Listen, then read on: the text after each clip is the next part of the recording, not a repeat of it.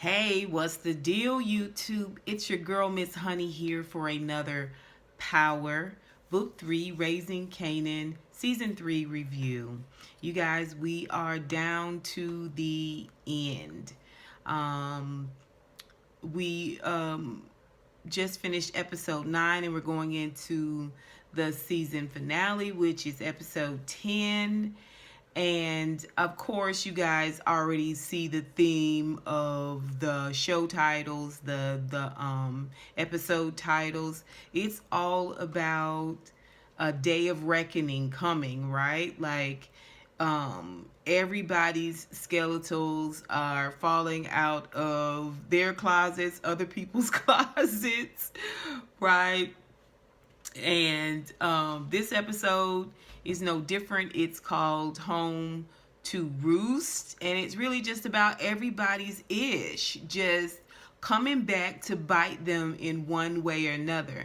And it really is not relevant to who these individuals are now, because some of our characters have made almost a 360, right? And they are doing better, they're doing good, they're doing great, they're up and coming, right? And they still have chickens, and those chickens are still coming home to roost, you know. Doesn't mean, my mama them used to say, you may get by but you won't get away. Okay. You know what I'm saying? You may be forgiven, children, but that don't mean you don't get punished. That don't mean you don't get punished, right? All right. First and foremost, you guys know I am late with this video, and it is because I was in a car accident, and I was not able to do my uploads like I normally do them. So I just want to thank everyone who checked on me and asked about me and sent me their prayers and their well wishes. I really appreciate it. I am so grateful and so thankful to be alive and here to do this video with you guys. So let's get into it, okay? Oh. Y'all, listen. When I tell you, these heathens down here in South Jamaica, Queens, 1992, nobody's safe. Nobody's safe. First and foremost, you guys know we don't do reviews. We do what?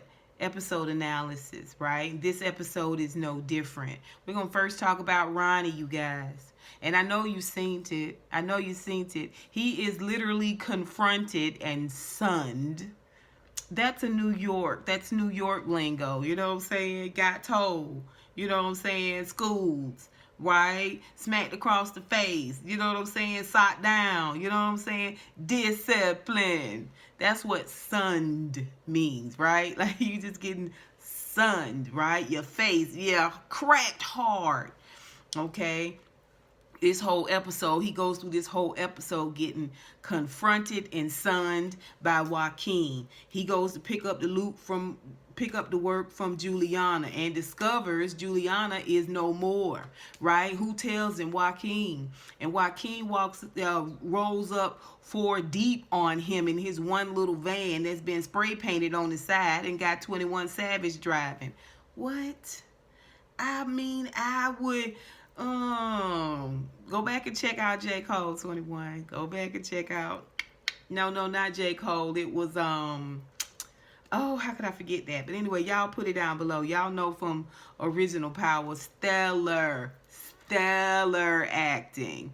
Anywho, Joaquin pulls up on him and lets him know, I don't know what you and Juliana had going on, whether it was work or otherwise. Okay, but that's all over now. And the only reason you're still alive, little one, is because of your investors. Huh? Because if it wasn't for your investors, right, you and Juliana would be in apartment D over there at Unique's apartment complex. Okay? Y'all both would be there. Okay? And of course, through this whole episode, everything is laid at Rock's feet in Ronnie's mind. Is this about Rock? Well, I can't say this about me. This about me. Okay, I committed not to sell drugs in South Jamaica, Queen. Okay, I committed not to do that. And I'm a man of my word, which is why you still alive. And then he said, well, mount up, boys. He gave him a little mount up. Right? And and them Ronnie's lips were so tight. They were so tight. Tight. Okay? Yeah. Hard across the nose, right? Sons. Okay, and then he goes over to see Snaps and Pops and thinks he's got a leg to stand on because he feels like they should have told him that Joaquin was going to pull his work. Right? And he gets instead held accountable. This is all Rock's fault. No, it ain't Rock's fault that you borrowed our money. Okay, and you welcome because we actually saved your life. He came to us first. Joaquin was gonna put two in the back of you. Okay, so you're welcome, but you still owe this money, right? And you got to pay this money, right? And you messing with our 401k, right? And don't come in here trying to act so suchy muchy and whatnot because we not afraid of your crazy. Okay, and they feel like, oh, he's got a lot of problems. Listen, yeah, he do got a lot of problems. He got at least two. Me and you, baby. Me and you, baby. This Snaps and Pops. They sent him on. Go figure it out.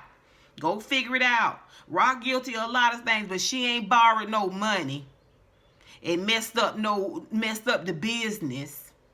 Okay, going behind this man's back with his cousin. You did that. Send him on, right? And then, like I said, he convinced somehow. He's also sonned by Kanan. He's also sonned by Kanan. Yeah, because he's completely out of control. He's completely out of control. And instead of him going and talking to Rock, going and finding Rock, you know what I'm saying? Because everybody, you want to bring up Rock's name to everybody, but Rock 2 streets over, baby.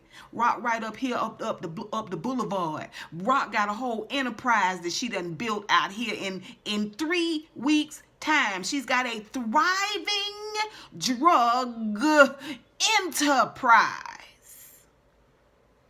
You don't go right up the boulevard and talk to Rock. You ain't menacing Rock from afar. You ain't standing just outside of her bedroom window looking. You ain't doing none of that. But everybody you meet, you wants to ask about Rock, right? And Kanan has had it with your angry fee-fi-fo fum. You know what I'm saying? Who goes there? Act that you do with that Rock that he live up under. You live up under him with. I mean, do they live together? Why is Kanan never at Unique's old house that Ronnie stole? Right? Everybody that come by Kanan's house got to come past him. And he mad at Kanan because Kanan want to go to the mall to celebrate his cousin's performance and watch her perform, and they ain't got no business. You going to the mall and we ain't got no business? And Kanan said to him, don't worry about what I'm doing. Worry about yourself, ninja. Sonned. In this episode, Ronnie is feeling very, very, very inadequate. Okay?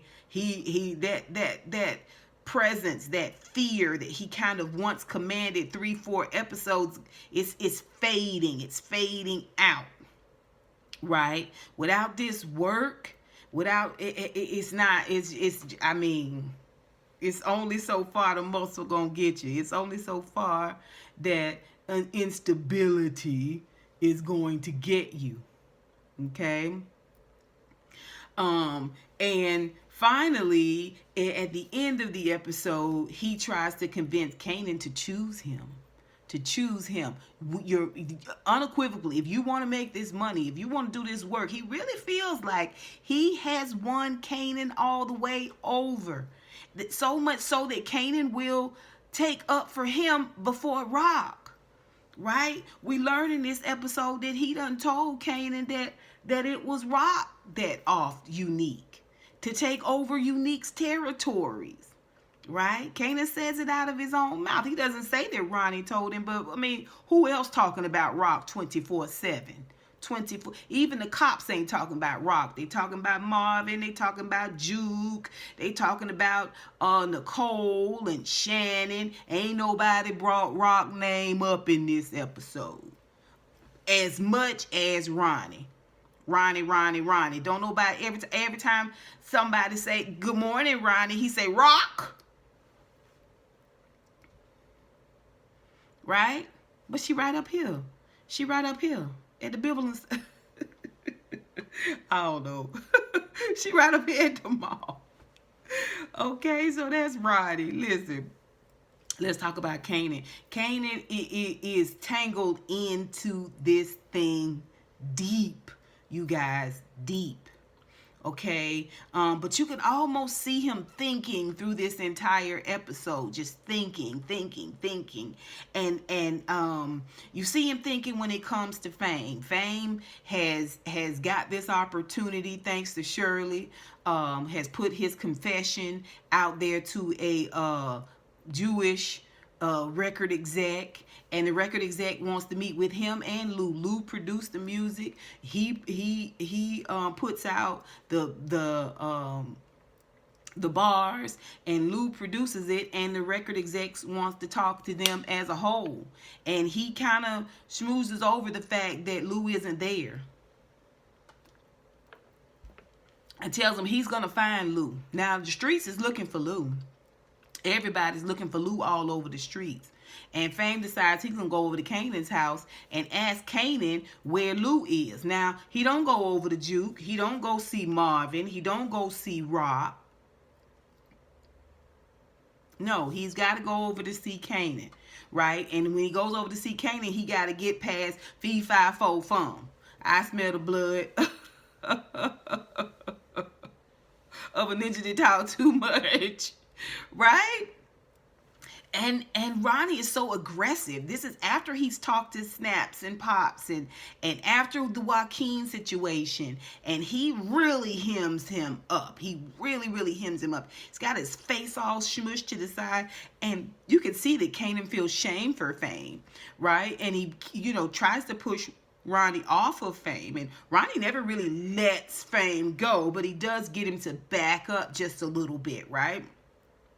And then he tells him he doesn't know, tells Fame, I don't know where Lou is, right? And so he goes back inside, and then Ronnie, who has told Fame now to go away 3 times, he says, you got the answer you came for, Fame, and he takes him and he throws him hard to the ground. I mean, just humiliates him. The only way it could have been harder if he had used his foot, right? And I felt bad for Fame. It was so degrading, right? And so does Kanan. Kanan comes out and he looks and he sees his friend down on the ground, kind of scuffling to get up, and you can just see the look on Kanan's face is like, why did you come here, man? Why did you come here? I can't keep this man off of you. I don't want anything to happen to you. Yeah, I'm mad at you, but I don't want this. He says, Juke's got a performance at the mall, and I'm sure Lou's going to be there. He's not going to miss it. You can probably find Lou there. And Fame just kind of, shakes his head, and he goes on. And this is when the whole, you going to go to the mall when we don't have no business. And Kanan is done. He is like, yo, you are out of control. Like, I don't know if I want this. I'm sad. Yeah. Like I said, this whole episode, you can see them thinking. You can see him thinking when after Juke's performance, Marv and Rock kind of ambush him while he's trying to leave out of the mall. And he sees Marvin, and Marvin is, facing him and walking towards him and talking to him, and he's like, yeah, that she did good, didn't she? Right? Yeah, she killed it. She knocked it out of the park, and bop. And he realizes, oh, he's kind of holding me up. Uncle Marvin's holding me up, and that's when Rock walks up behind him, and she says, oh yeah, we're gonna have a little get together. We're gonna have a little get together in a few days for Juke. You should come through. And then Kanan's like, nah, I'm good, right? Like he He is going to stick to his guns. He doesn't want to have anything to do with Rock, even if that means not really having anything to do with any other members of his family. And that's when she says to him, listen, she says, Ronnie don't see things like we do. Okay? Don't see things like we do. And you could just see, but just for a smidge, for a moment, he kind of connected with something that she says. He then immediately says, that ain't what I heard. She said he killed his own brother, which is irony. We're going to find out a little bit later on, which is kind of ironic that she says he killed his own brother. And he says, that's not what I heard. I heard that you did it, and then you just did it to take over Unique's territory, right? And she is just like, I dead your business. You're out of business. There's no more work with you and Ronnie. That's over. That's done with. Period. Right? You started with a threat, though, Rock, didn't you? And then you finished with what you thought was the fulfillment of that threat, right? To get him to come back home. But Kanan is constantly pushing back. He's constantly pushing back. And every time she forces him to push back, he gets a little bit more vicious. I trust Ronnie more than I trust you. And you ain't did nothing. You can't stop my business. You can't stop me. You can't control me. You can't control what I do. Right? Walks off. Right? At the same time, every time Rock and Kanan talk, I can't help but think that they both are saying something outside of the words that they're speaking. It's almost like they have a more intuitive connection. Because when she said that Ronnie don't think like us, it was something about it that hit his ear. And it was like she spoke in a certain code and he understood. He overrode and continued on because first things first. But yeah, she kind of put a pin in it for him. Right? Is something about the energy of these two characters where it feels like there is something unspoken. There's some communication outside of the words that are actually being spoken. You guys tell me what you think. Put it down below. It could just be the meds. Could just be the medication. But that's how I feel about it, right? We see him thinking once again. You know, we can see it visually on his face when Snaps and Pops pull him in and sit him down and pose the dilemma. Your mom is messing up our business. Okay? And Ronnie says, and we need to do something about it. Right? Okay? You can see him just doesn't say a word before the scene ends, but you can just see the look on his face. Y'all really, I can't stand my mama. But y'all ninjas really think y'all finna talk me into my mama? I don't like her. But this not where I want to go with this. Right?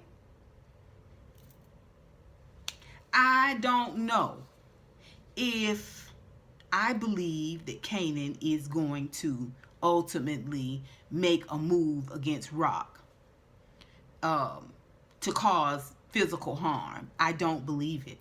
I don't believe it's gonna. I don't think he's going to allow outsiders to put a wedge between him and his family. He's got a wedge between him and his mama, but that's him and his mama. I don't believe it. I think ultimately Kanan and Rock gonna always kind of look out for one another, no matter the vitriol between the two of them. Okay, so let's talk about Howard. Listen, all the captains, okay, and Agent Toupee think they have uncovered a series of coincidences that link LCN, which I think is the Italian mob, and Marvin Thomas and Howard. Okay, it's fine. I mean, they, this brain trust gets together, and I mean, not for nothing, but consider the sources, right? I mean, Agent Toupee, who goes through this entire conversation and never once brings up Rock Thomas, brings in minors without their parents to to question them, enlists the help of junkies, a junkie, right? A junkie to snitch on Marvin, Captain Howard, who completely missed the boat, the bus, the plane when his daughter was trying to talk to him. But now all of a sudden, the word of another white man convinces him to go and tear down the walls of doubt and expose his daughter, ultimately Shannon Burke, as a superhero who was taking down the mob. And Captain Office, Howard's direct captain, who stays in that office. I mean, if you want to talk with him, you're going to have to go by the station, right? Because he's not out there doing no type of other policing, captaining type things. All this brain trust and pulled together that Howard and Marvin are working together with the mob. And they've also come up with Juke's name, right? Because of Bingham, okay, who is the white man that Captain Burke went and spoke to, who told him that Howard convinced him to go and file a claim. Later on, Howard has been through so much. When they confront him with all of their, supposition and the coincidences, he sticks and moves, baby. He tucks and rolls, right? They throw it out, he hit it right back, right? And it all makes perfect sense. And then he poses the question to them. He says, "Hey, listen, what are you saying? What are you saying? You think I'm a drug dealer for the mob? I'm in cahoots? You really believe that?" Right? We don't get an answer. But everybody's looking like, well, I mean, I don't know, but they say, right? Okay, this really was a stellar episode for Howard, because Howard not only single-handedly seems to have convinced these individuals who, I mean, they got him dead to rights. Not on everything, but they kind of got him dead to rights. But he seems to have convinced them that they're idiots. You're mistaken. Like, you're confused. Like, you're right?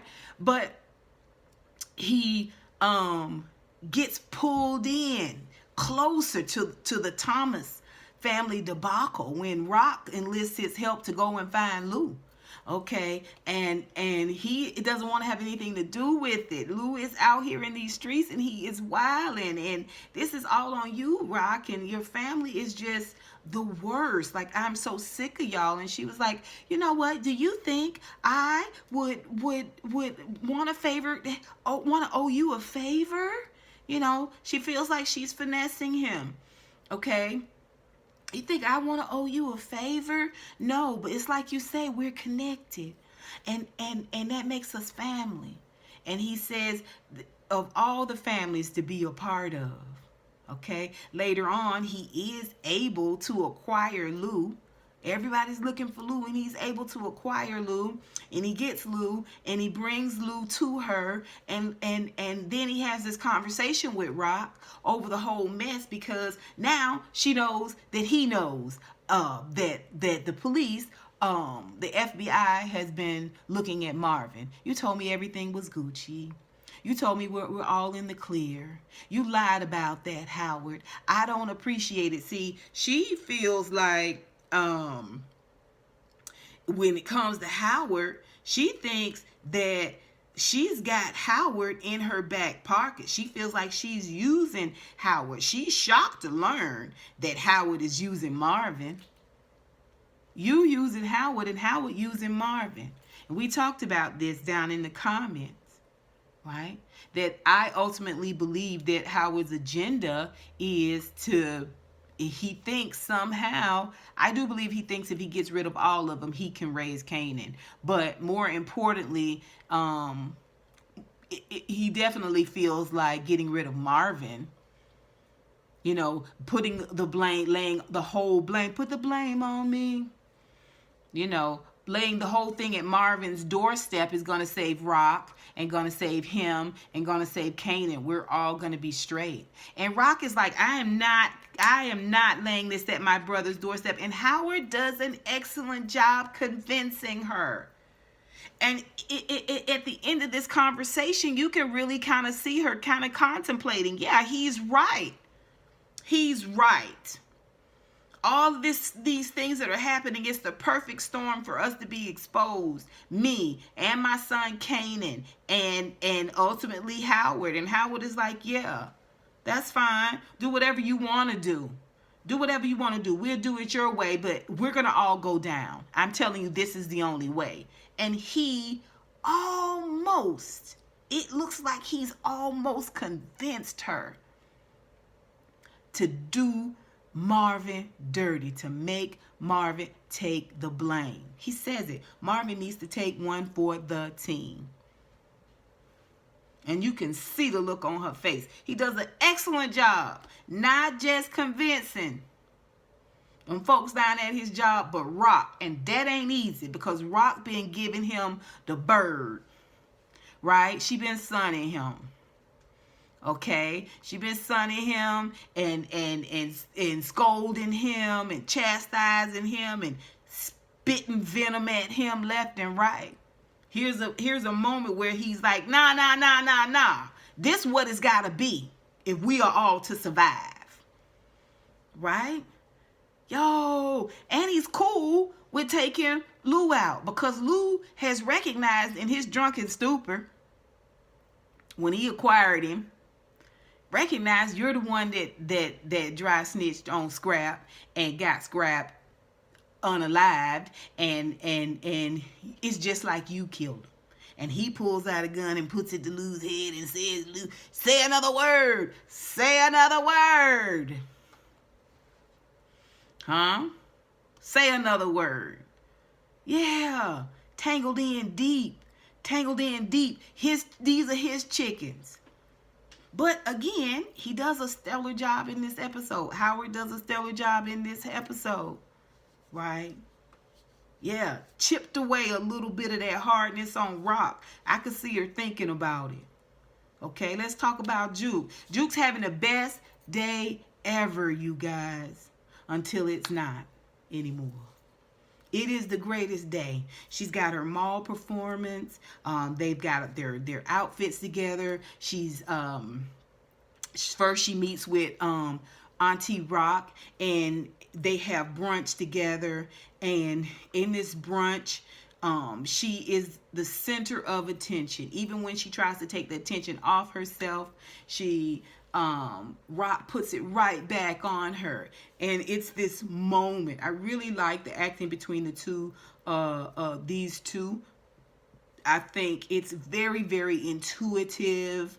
And you can kind of see the unspoken nuances in this conversation. I mean, Juke does seem a little perturbed that Rock has opened her mail from the army. And Rock does sense that Juke is a little bit perturbed.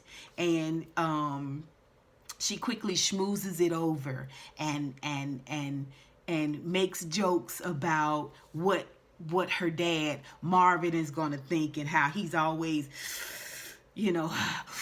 woo-saw breathing and whatever, and it cracks Juke up. And Juke is like, in this moment of happiness, you can see she's thinking, no, have you talked to Kanan? I didn't come here to talk about Kanan. I could go and talk to Kanan for you. And Rock says, no, this is about you.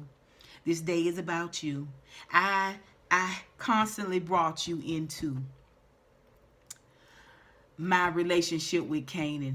I talked to you about Kanan too much, and that wasn't right. That wasn't fair. I was wrong. This day is about you. Right? I don't know which one gonna make you happy, the army or singing, but whichever one, you obligated to do it for yourself. And I'm gonna be right there, no matter what, rooting you along the way. It's a good day for Juke. Huh? She goes down, she does the performance, she kills it. She knocks it out of the park, right? All of them do. We get to see Aisha sing beautifully. It is super, super nice. And they are having fun. You know, their manager is sweet and talking kind and encouraging. Like, it's a on top of the world type moment. Plus, she looks out into the crowd and everyone's there, right? Fame is there, right? Y'all remember her and Fame performed together, season 1, okay? And even though she got her and Kanan are having their differences right now, okay? She sees him sitting out there. Right up front is Rock and her dad Marvin. Marvin's got flowers, and Rock is woo, woo. Right up front, loud. Okay. All right. So she sees all the people that she loves there. They're there to support her. They're there to cheer her on. And there's a ton of people there. There's a huge crowd. Okay. Afterwards, she's looking out on the crowd and she's thinking, okay, these must be record execs that the manager is talking to, only to realize that it's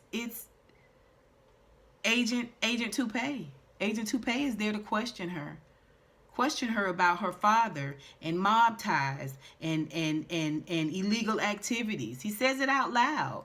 They haul her down to the police station.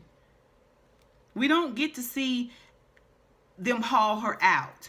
We are to assume that all of her family and friends are there, and they are able to haul this high schooler out to question her, and no one's the wiser. They hold her down there for a few hours. She doesn't say anything. Y'all know Juke is a soldier. She tells them, y'all don't know nothing, because if y'all knew anything, I wouldn't be here. You wouldn't be talking to me. That's another hint towards Auntie Rock, right? Because y'all asking about everybody, including Laverne Thomas. But not Rock. Y'all wouldn't be talking to me. Right? Why my daddy ain't down here if y'all want to know about my daddy? She don't say all that, but she's saying it. Y'all don't know nothing, because if you did, you wouldn't have me down here. He keeps asking her, what's the relationship between Detective Howard? Do you know Detective Howard? Have you heard your dad mention Detective Howard? What's the relationship between Detective Howard and your father? Okay? And she says, I'm not answering any of your questions. You ruined my life tonight. You literally ruined my life tonight. I don't think I have to answer any of your questions. This is how Juke is feeling. Imagine how she's going to feel when she realizes what's going on with her father. The role that Rock plays in that. The role that Detective Howard plays in that. The role her daddy played in that. Lou, I think we're seeing the change of Juke as we know her in this moment. Right? This high moment is going to come crashing down really, really hard for Juke in this next episode. Right? And it makes me sad. It does. It makes me sad for Juke. Knowing ultimately her outcome does make me sad, but seeing the evolution of that definitely makes me sad. All right. Let's talk about lastly Marvin and Lou. We're going to do Marvin and Lou as a cluster. Okay? So Lou obviously is out of control. You know, he's being very self-destructive. He's pushing the limits. He's not only exposing himself, but others.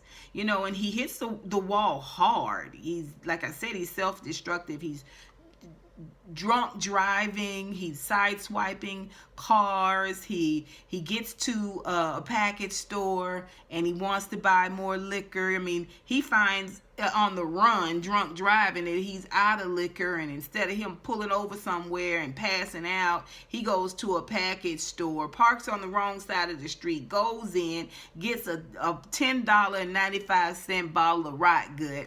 Now, he doesn't have his wallet. He has no way to pay, but he does have a gun, right? No wallet, but you got a gun, right? And he pulls out a gun and robs the man for $10.95 worth of liquor. And if the man had been a better shot, he'd have killed Lou. He would have. But thank goodness he was a poor shot. I mean, really, that could have ended all of their problems right there. But Lou is fortunate enough to have gotten away. Now, the streets are talking. The streets are talking. Right? It comes out about Lou and how he is being self-destructive, and Marvin has been charged with finding out where Lou is. He goes by Lou's apartment. He can't find Lou. Now, Marvin in this episode, he runs from one hot dumpster fire to the next, with the exception of Juke's performance. He runs from one hot dumpster fire to the next. He goes by Lou's apartment. It's a filthy mess. Lou pooping and peeing in the corners. He ain't washed. He ain't clean. He ain't dusted. He eating and leaving rotten food out. Like, it stinks. The stench of this place. It is truly the domicile of an addict, right? He leaves there and he goes and he meets up. He tells the streets, hey, listen, keep an eye out for Lou. I'm looking for Lou, and I'm going to pay good money to get Lou.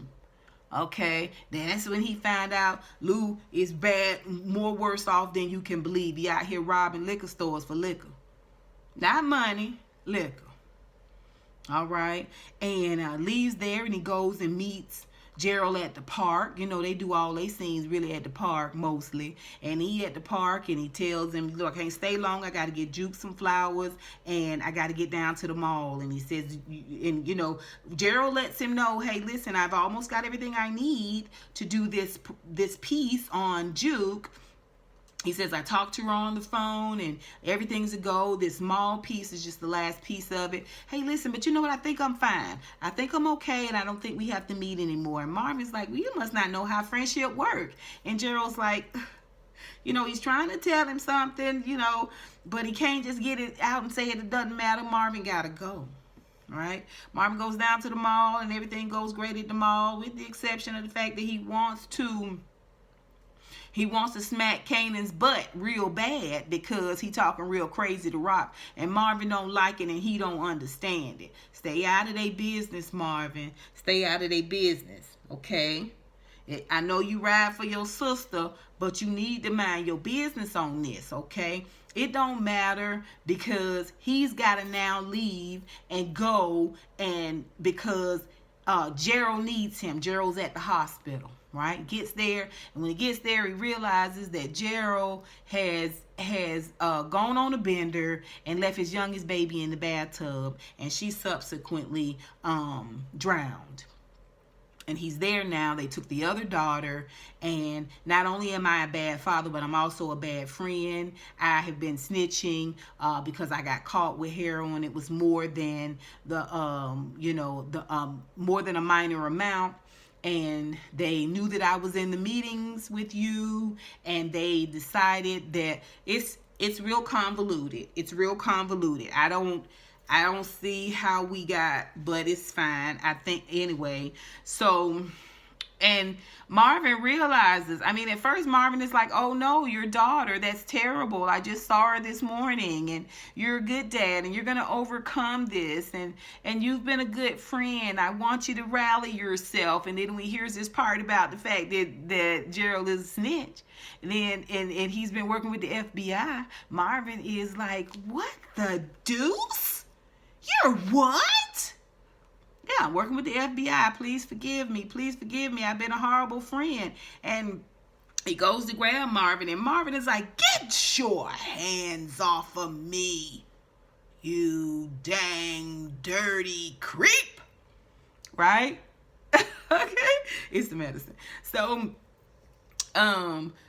he tells him, he says, you can't do nothing right. You ruin everything you touch. You're the reason that your daughter is now deceased, and I'm probably going to end up in the penitentiary behind your snitching. He said, you ain't no good daddy. You ain't no good friend. You ain't ish. You ain't nothing. Storms off, and Gerald is broken up. He is so broken hearted. Okay? Marvin has to leave there, and he has to go back now and talk to Rock and tell Rock, right? Whole time he talking to Gerald, he getting a page. Now I think it's Juke, because they done took her down to the police station, but nuh-uh. It's Rock. Cause they done found Lou. She there with Detective Howard, and they've acquired Lou. He lets her know this is what's going on. That's how she knew to confront Howard. Okay? And so he leaves there, and he goes down to meet Rock, where they've got Lou hemmed up.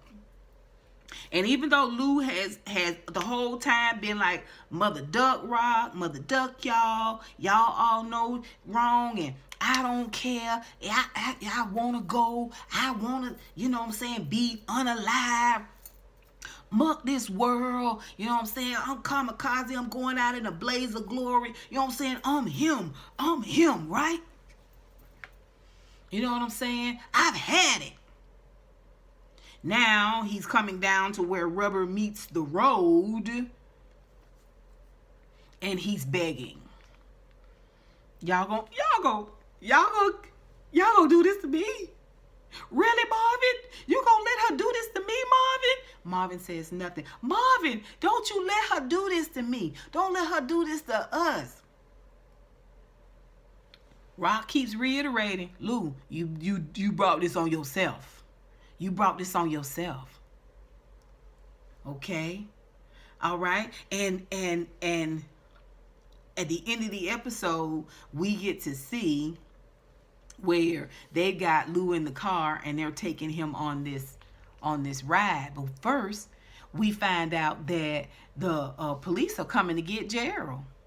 The FBI boys are coming to get Gerald. They come to get him as a courtesy. Still giving out courtesies to junkies and whatnot, but we can make whole life summations about, anyway. So they go around there and they find him with a needle in his arm, strung out dead. You know, he looked like Mr. Freeze. Okay, blue and ice blue, and he got blue veins running all over his body and red patches on his arm and a needle in his arm. He's gone, right? And they still trying to put it on Marvin. Agent Toupee had say, do you think this could have been a hit? And they said, no, he been a muck up like this all his life. I'm surprised it hadn't happened sooner. Okay, it's looking a little iffy for Marvin. It could go either way, right? If Marvin's not careful, Marvin could end up maybe saying something he don't need to say, because we don't know what episode 9 is going to be. We don't know.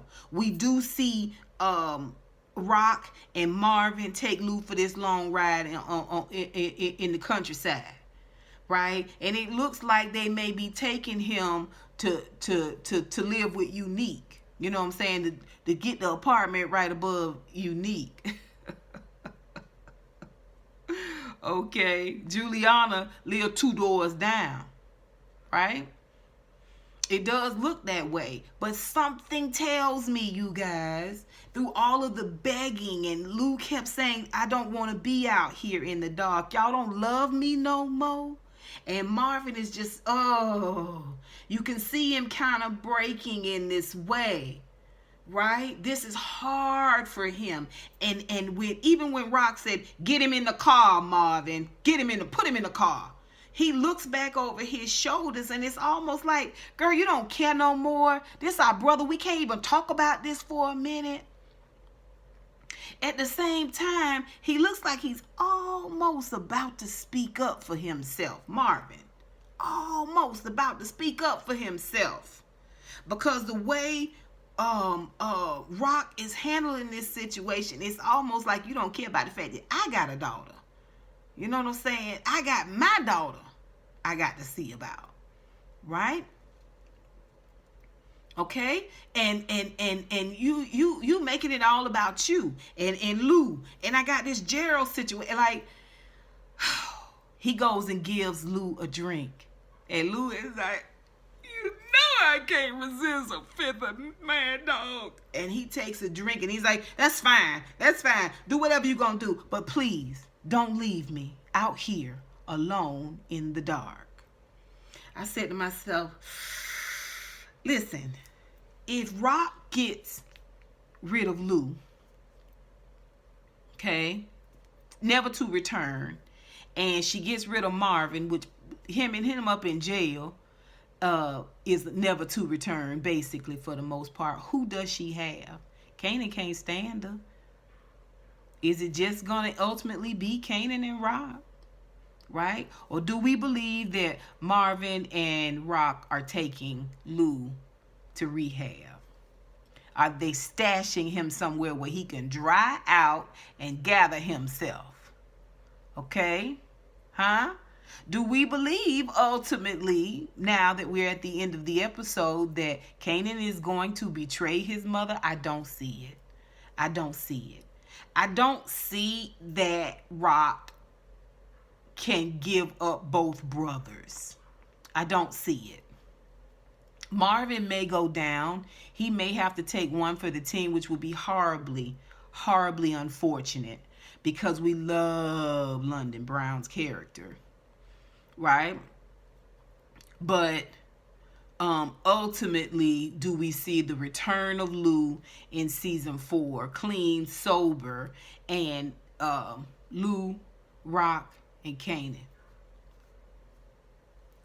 managing these streets out here without Uncle Marvin? Do we see the separation of Juke and Marvin from the Thomas clan? Marvin goes to jail and Juke goes on off to the military. Are we going to arrive in season 4 and find that Ronnie is no more? I mean, at this point, it could be snaps and pops. It could be Joaquin.